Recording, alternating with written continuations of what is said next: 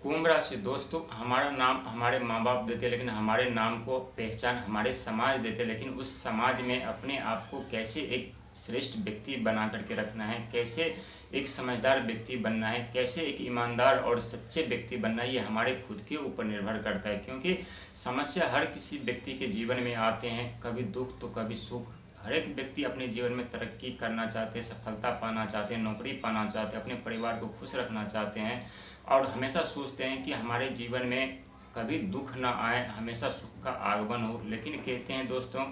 कर्म किसी को नहीं छोड़ता, हर एक व्यक्ति का अपना अपना कर्म होता है। जिनका जैसा कर्म होता है उन्हें वैसा फल प्रदान करते हैं। राशि तो राम और रावण का एक ही था, लेकिन दोनों का कर्म अलग अलग था। इसके वजह से रावण के पास अथाह धन संपदा होने के बावजूद भी उन्हें अपना प्राण त्यागना। जब भी हम अपने जीवन में आगे बढ़ने के प्रयास करते हैं, प्रयत्न करते हैं, तो कोई न कोई ऐसे व्यक्ति हमारे जीवन में ज़रूर आते हैं जो या तो हमें मानसिक तौर से तोड़ना चाहते हैं, या तो हमें आगे बढ़ने की राह दिखाते हैं और हम अपने जीवन में उस राह पे जा करके हम बहुत बड़े व्यक्ति, विद्वान व्यक्ति या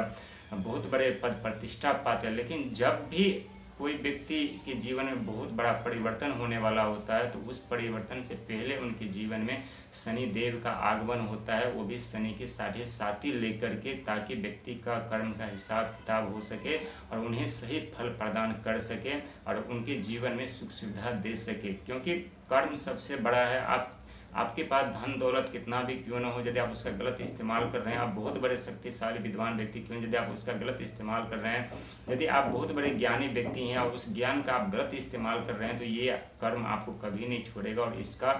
फल आज न तो कल आपको भुगतना पड़ेगा। क्योंकि बहुत ऐसे व्यक्ति होते हैं जो सोचते हैं हमारे पास अथाह धन संपदा है, हम बहुत बड़े शक्तिशाली हैं, हम अपने बहुत बड़े ज्ञानी हैं, हमें किसी का डर नहीं, हमें कोई नहीं कुछ बिगाड़ सकता, हमें कोई नहीं कुछ कर सकता। लेकिन ऐसा नहीं है दोस्तों। जीवन में व्यक्ति कितना भी भयानक क्यों न हो, कितना भी शक्तिशाली क्यों न हो, कितना भी पैसे वाला क्यों न हो, कितना भी बुद्धिमान क्यों न हो, कितना भी समझदार व्यक्ति क्यों न हो, यदि वो गलत दिशा में और गलत तरीके से कार्य कर रहे हैं, अपने बुद्धि का पद प्रतिष्ठा का इस्तेमाल कर रहे हैं गलत तरीके से, तो शनि की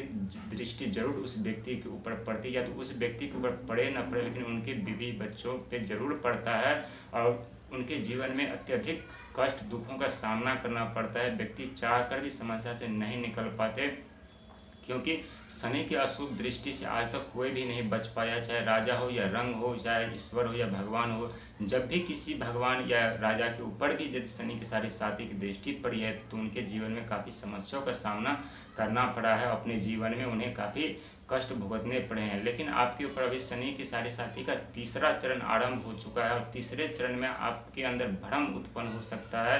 क्योंकि राहु महाराज आपके राशि में विराजमान हैं और आपके राशि में विराजमान होने के कारण राहु एक छाया ग्रह भी कहा जाता है, जो कि भ्रम में व्यक्ति को डालते हैं, भ्रम उत्पन्न मन में उत्पन्न करते हैं, अनेकों गलत सोच मन में उत्पन्न करते हैं। क्योंकि ये समय आपकी एग्जाम का, परीक्षा का तीसरा चरण है और इस चरण में यदि आप सफल हो गए, तो शनि के 7.5 के बाद आपका जीवन बहुत ही सुखमय होने वाला है, बहुत ही कुछ शनिदेव आपको देने वाला है। और राहुदेव महाराज आपके राशि में स्वयं अभी विराजमान है, जो व्यक्ति के जीवन में अचानक से धन संपदा पद प्रतिष्ठा देते हैं, तो आपको चिंता करने की क्या बात है। जरूर आपके जीवन में वो सारे सपने साकार होते हुए नजर आएंगे, जरूर अपने जीवन में कामयाब होकर